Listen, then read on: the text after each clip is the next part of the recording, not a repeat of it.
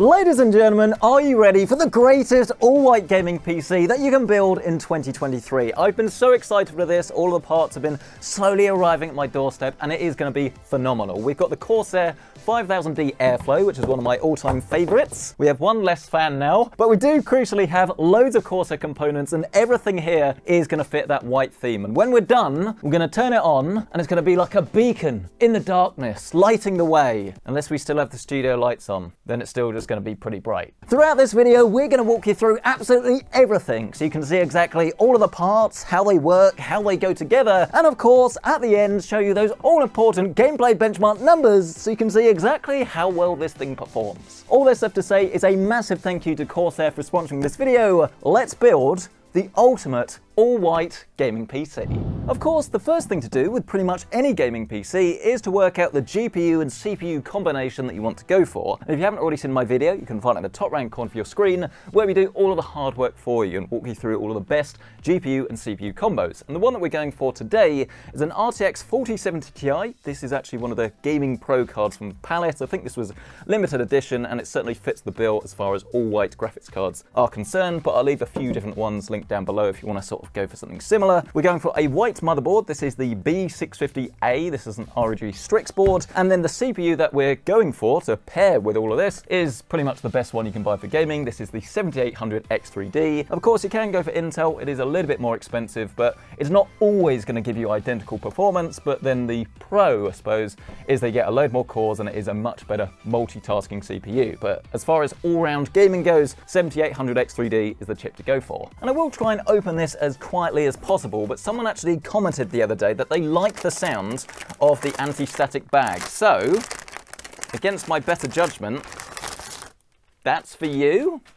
But yes, here we have our ROG Strix motherboard. Nice, white, is going to fit the theme. Of course, it's AM5, supports DDR5 memory, and crucially, really, for a lot of people, loads of USB. Don't discount this, especially if you're looking at a more cheaper motherboard. A lot of them don't actually have all of the I/O that you need, and then you'll be later disappointed. The only real downside of this motherboard is that you don't have PCI Gen 5 on this top slot, which is not a problem for anything on sale today, but do be aware that if you're going to upgrade to a future graphics card, especially one that's quite high-end in maybe 2, 3, 4 years time, then you could, in theory, be limiting your performance, but we'll have to wait and see. But let's drop this down on top of our motherboard box, grab our 8-core Ryzen CPU, moan about how big the box is, because, I mean, this is just empty space. It's padding. What is the point? There's no cooler in there. Should be this size.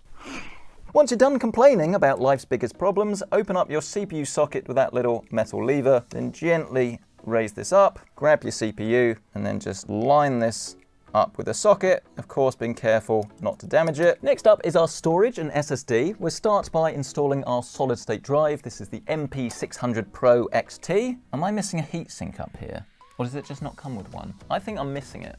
Found it! It was on the floor! The best storage place for things. So for those of you that haven't already removed your SSD heatsink, chucked it on the floor and then found it again, do proceed to remove that now. Then you can grab your SSD and just gently line this up with a slot, hook that into place with the quick release, and then you can just fit this back down. Now usually I'd proceed to brush over our memory quite quickly, because let's be honest, it's not the most interesting component in the world. But actually, today it really is, because we not only get this lovely presentation box with this letter from Andy Paul, who I have met. I'm sure he remembers me. And once we have removed all of the packaging, you will find your Dominator titanium memory that actually has these little tops that you can replace. So if you want to go for more of a wood effect, you do actually get these inside the box. But crucially, you can sort of 3D print your own ones, actually. And I'm sure there'll be third-party ones that you can pick up as well. So the point is, it's trying to be a bit more customizable with your memory. I mean, do be aware of the fact that these are very tall modules, so if you were going for a smaller chassis and you are using quite a thick cooler, then obviously this could potentially cause you some clearance issues, but there's no doubt about it. This is some of, if not the best looking memory that you can currently get. This stuff is jaw-dropping. Installing a RAM is of course ridiculously easy. Just make sure you are using DDR5 and a DDR5 motherboard. Line up the slots using numbers 2 and 4, so you're getting that full dual channel operation. then just push this down till it clicks in both sides. With our motherboard combination complete, we can always move on to the most personal bit of any build, the chassis. And I've actually got my personal rig, the water-cooled one. You can find this video in the top right corner of your screen, built inside one of these, but it is the black version. So this is the 5000D Airflow. And I mean, the reason that I chose that chassis was because it is just so easy to build in. It's nice and big, it's spacious, but it's not then too crazy. It's not one of these like dual chamber design cases or an extra tall one. It's big, but it's not too big is the way I would describe it. I also like the fact that you do have these little doors around the back that can help you with your cable management, because if you're a bit like me and you're a bit of a stuffer, then obviously you can just sort of park this on top and it does help you to close the side panel in a pinch. But we should be encouraging proper cable management. Depends how much stuff you got going in here, because the main advantage of going for the IQ Link that we are going for today, this ecosystem, is obviously it reduces down on cable clutter a lot, which not only makes your build a whole lot easier, but it makes it easier to manage and expand in the future. So pretty excited for this. The first thing that I always do with a 5000D though is to swap out this front panel, because if you're going for like a hard drive cage or you're going to put a lot more stuff down there, then you've got this sort of hybrid where you can still fit fans or a radiator at the front, but then it gives you a little bit more basement. But I prefer it to sort of look a bit more visual, so they do supply you with this extra piece, so you can just swap it out, and I think it looks a lot cleaner. The other cool thing about the 5000D is that this is actually pretty flexible when it comes to cooling, because this looks pretty normal, right? This solid panel, you have some cable management behind there, but actually if you do want to go for more of a full airflow approach, maybe do like a custom build like we did before, or just have more fans, then this piece can be removed, and then you can use this fan and radiator mount here, which will give you a total of 10 fans. While we're on that topic, I'll then take the time to actually remove the ones that are supplied by default. Front panel just pops off, as does the dust filter. We do also have a little fan hub at the top here as well, which is nice, but I don't think we're going to need it with these QX fans. We'll then lay our case down flat on the desk, pick up our board, and just gently line this up with that big hole at the back, remembering that we do have a pre-fitted I/O shield on this motherboard, so we don't really need to do anything else other than just screwing it down into place. Once you've done that, you should start to see your gaming PC taking shape. And the reason that I wanted to take the fans out first is just because sometimes you have a bit of a clearance issue here if you've got very high bits of motherboard, and it is just a bit easier to put the fan in after you put the board in. And then we can proceed to grab the first of our QX120 RGB fans. And these are probably my all-round favorites that you can buy. I mean, let's be honest, these are not the cheapest things in the world, but if you do want to go for something that ticks every single box, whether it's performance, looks, ease of building, then this definitely has to be it. Obviously it comes in either black or white. You've got RGB on the sides, on the middle, and on this outer ring, and it looks good either way. I mean, for context actually, let's unbox the starter kit where you have your 3 fans, and as you can see, they are connected together. Don't need to worry about cables other than that initial one, and obviously one if you're sort of going out somewhere else. And then as far as accessories are concerned, inside the box of this starter kit, you get your IQ system hub. That's the brains of the operation. This connects to your motherboard over USB, and then you do also get your first cable that will get your fan block connected. Or you actually get 2, look, there you go. One 600mm and then one much shorter one. And they're white. This is how easy it is, by the way, to actually put these together. Just like that. And then of course the other benefit of having this as one big block is it is so much easier to actually fit in your case in the first place. I mean, I wouldn't recommend only using 4 screws, but you could do it. I'm actually tempted to leave it like that. Before we proceed to actually put our radiator inside, I do want to now get our little bundle of cables from underneath and start to plug these in. Just route these through to their eventual positions. So we've got our USB-C underneath our large ATX. USB 3 is just beneath that. Front I/O is down the bottom right. This is your power, reset switch, and HD LEDs. And then finally, you've got your HD audio for the front panel. This is located at the bottom left of your motherboard. And then once that's done, and you can already see it's starting to look super clean, we can move on to our radiators. And we do have a reputation on this channel, as we know. I'm not a massive fan of installing them. I always get pretty frustrated, but I'm willing to bet this is not going to be very difficult at all. Stop! Don't forget the manual! I don't know what accent that was. I call that Marcus. But let us proceed to remove our cooler from the box. Nice to actually see an environmentally friendly bag. And actually, they have already pre-fitted the fans for you. So as long as you are doing what most people would do, which is to have this as an exhaust blowing through into the radiator, you're good to go. So let's pop the top, remove our mesh dust filter, jump the gun a little bit and grab our 8-pin CPU and plug this in now. I promise I will go into full detail about all of the cables and power supply in just a second, but long story short, if you're using a modular power supply or custom cables, then you can actually connect this now before you put the radiator in, and it's just a lot easier. So let's get that inserted, pick up our radiator, just fit this at the top, then proceed to screw this into place. And then it looks as if we will need to remove the default AM5 mounting hardware on this board just by removing these plastic kind of mounting covers and the screws. Grab these little AM4/AM5 screws, replace the ones that you've just removed with these, take off the protective cover from your block, remove the default Intel hardware, grab the AMD mounting bracket out of the bag, pick up your pump head and just gently push this into position.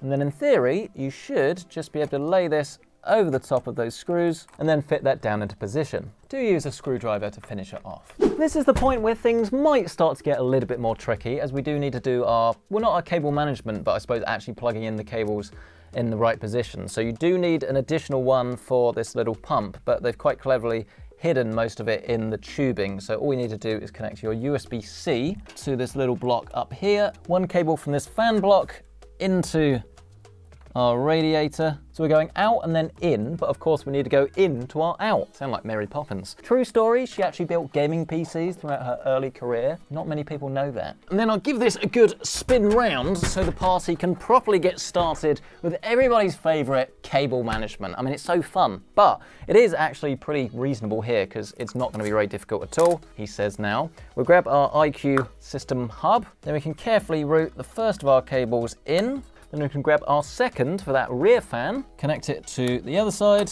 Let's tuck this through the back and then gently plug it in at the top. Look, you do have a 90-degree and a straight edge. You can use whichever one you want. We did actually get 2 system hubs, by the way, with this whole pack, but we only need 1. We have our dummy fan, our USB, and our PCIe power. You already know where to put your USB, but your CPU dummy connects by your CPU just here. If you're wondering, by the way, what the point of this is, because obviously, yes, it's not strictly necessary. If you don't connect this, then most motherboards will give you a warning when you try and boot up your PC and won't actually let you really do anything until you've cleared it, because it will think that you don't have a cooler connected to your motherboard, which of course would be bad. They don't know that you actually do. Well, certainly anyway, so far so good. You can see with all of those fans and the radiator connected, there's barely anything. And when you do, of course, turn it around the front, you definitely can't see anything either. I suppose you can just about see that USB-C cable, but overall pretty clean. But as we know, it is actually pretty normal for it to look good at this stage, is when you add the power supply, the things definitely can get a bit more interesting. This is one of the brand new ones actually from Corsair. They use the new Type 5 connection, so if you're going to go down the custom cable route that we are using here today, do make sure you're buying the right one for your power supply, either Type 4 or Type 5. And if you do go for one of the new Type 5 kits, you do actually get a PCIe Gen 5 connector inside the box as well, so if you haven't to buy that separately. And I will also point out, by the way, that something that is quite cool about this power supply is that it does the cable management slightly different, because look, here's your normal side, nothing to see there. Turn this around. What? Where do the cables go? They go on this side, which in theory means you can actually access them all without having to take the power supply out. It's not going to work with every single case, but certainly here it's going to work a treat. Usually I'd plug all of the cables in first, but I'm actively not going to do that today. Screw it down into place, and then we can proceed to start plugging the cables in. And can you see what I mean, by the way, about these tiny little connections? They're baby. They, I guess, match the PCIe Gen 5 sort of size, which is pretty cool, but obviously, if you have custom cables already, you will have to replace those if they do connect directly to your power supply. I'm using a PCIe Gen 5 connector, 1 CPU, and then 1 ATX. Oh, and we also need 1 PCIe, not for the graphics card, but for our fan connections. I mean, I've got to hand it to Corsair on this one. This is pretty straightforward. So let's plug in our system hub, feed through our ATX and our graphics, getting this one connected right up here at the top. Tidy it up the best you can, but to be honest, there's no point really doing that until you've properly tested everything and make sure that it works, which leaves us with just one final component, and I don't even need to unbox it, our RTX 4070 Ti, and there are loads of different white GPUs you can get. I mean, Gigabyte sell the 4080, 4090 Aero, MSI have got some of their Gaming X cards. It's not as easy as buying like a black or grey one, but there are plenty to choose from now, but do be aware some of them can get quite expensive. Unscrew and remove your PCIe slot covers, then you can pick up your graphics cards and do the most exciting bit, because it's the last bit. Line it up with your slot, there we go, and give it a good push home. And there we have our almost completed all-white build, and it is looking so good, isn't it? But of course, first you must finish, so get this screwed down, get your PCIe Gen 5 connection, gently line this up and make sure this is clicked in all of the way. Tidy up your cables as neatly or as stuffy as you want. I'm definitely more of a stuffer, but I have cable managed a bit as I go, so that in theory, when I grab this door, there shouldn't be an issue pushing this into place. I mean, okay, there is quite a lot of bulk there to move, but it kind of works. Not to worry though, no one will ever know. And then there is actually quite a heavy, but hopefully finished and fully working, all-white gaming PC. And honestly, look how good this looks. It's not even on yet, and this is definitely one of the strengths of going for an all-white build actually. It is the fact that it's just so gorgeous even when it's not turned on. Obviously we can customize this with loads of RGB and different effects, but sometimes it's nice just to take in the simple things, right? Shall we see if this works? We'll grab ourselves a monitor, mouse and keyboard. This is the K100 Air. And then of course we'll be needing ourselves a little mouse mat. This is the PC-centric mouse mat. Link to this is located down below. So here we go then. Moment of truth, hopefully no issues. There is a risk that we might actually need to update the BIOS, because I'm not sure how old the BIOS is on this particular board, and the 7800X3D obviously was a little bit newer. But there we go, we've got our lighting. I mean, this one's not lit up just yet, but then it is lit up here, so maybe this is just something we need to adjust in software. But look at that! I haven't seen these fans in white. They look so good. But in the meantime, if you're using some RAM and you want to overclock it and enable the full rated speed, it's just here. It will either be called XMP or DOCP, as it is on this Asus motherboard with AMD. But I will say that the kit we've got here is actually one for Intel. So this is running at 7400 megahertz that I just don't think is going to work over on the AMD side of things. So I'll set this manually to around about 6000 megahertz, get some games on this, and we'll be right back. And indeed, actually, everything has been going surprisingly well. It didn't take very long at all to find the solution to the problem. Essentially, I just needed one extra cable because I wasn't connecting this cooler to the fans, but I discovered that the best way to actually have our cable run is to go into this bottom fan here. That then goes into the radiator, and then we have a second circuit that goes from here into the back fan, and then everything was lighting up, everything was working fantastic. And also in terms of the memory, we have managed to get this running at 7200 megahertz CL36, which is very, very impressive and should give you some pretty epic performance. So on that topic, let's start with some games. Oh yes, and I probably should say as well, I decided that there was plenty of room down here for a little mini plant, just to make things a bit different. Jumping into our games though, we're going to start with some Starfield, and in terms of the settings, everything is set to max. We have DLSS now, which is pretty cool, set to balance. Frame generation currently off, we'll turn this on in just a second, but this is running at 4K, and this is actually a game that runs really pretty darn well, I've got to admit. Did have a few issues with this at the game launch over on Nvidia side of things, but definitely no issues anymore. I mean, this actually runs really well. I mean, you can see we're getting about 115 frames a second, and a game this good looking, that is pretty darn impressive. And because this does now come with both DLSS super resolution and frame generation, it does mean if you are rocking maybe a weaker system, or you're running at a potentially too high resolution to normal, then it's nice to have plenty of flexibility to get a smooth frame rate. But I mean, we will turn frame generation on now, but to be honest, I don't really see the need to do so because we're already, as I say, at about 120 FPS. Turn it on, and we're now getting about, yeah, an extra 10 frames a second or so. Now we're looking at about 140, so not a drastic difference here. I imagine it will vary depending on the system that you're using, as someone is, oh, I'm out of ammo, that will do it. Someone is gonna axe me.